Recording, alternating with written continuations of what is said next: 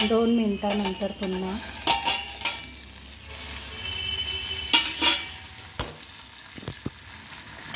परतून घेऊ।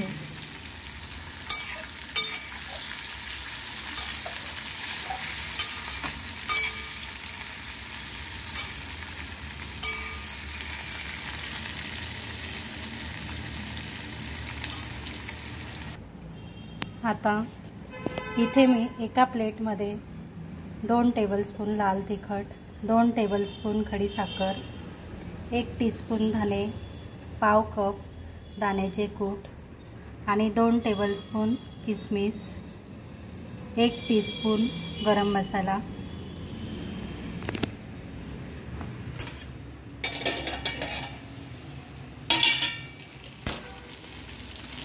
आता आपण हे सर्व यामध्ये टाकून घेणार आहोत आणि परतून घ्यायचे आहे।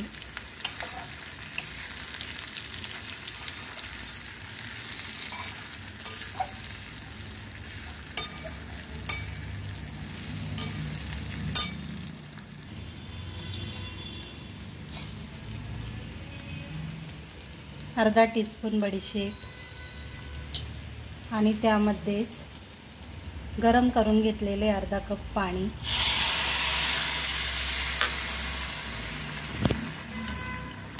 हे सर्व मिक्स करून घ्यायचे आहे।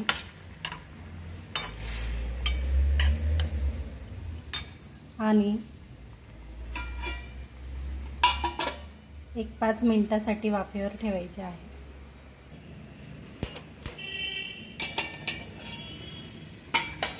तुम्ही बघू शकतात भाजी खूप छान तयार झालेली आहे।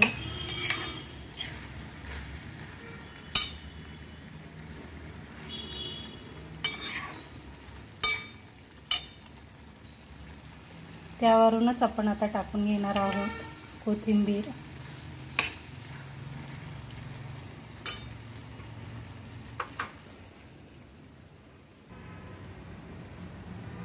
तुम्ही बघू शकतात भाजी किती छान झालेली आहे। आता आपण भाजी आणि भाकरी अगदी सोबत खाऊया आणि खूपच छान तयार झाली आहे। तुम्ही खाऊन बघा आणि मला नक्की तुमचा अभिप्राय द्या। लहान मुले सुद्धा आवडीने खातील अशी कारल्याची भाजी तयार झाली।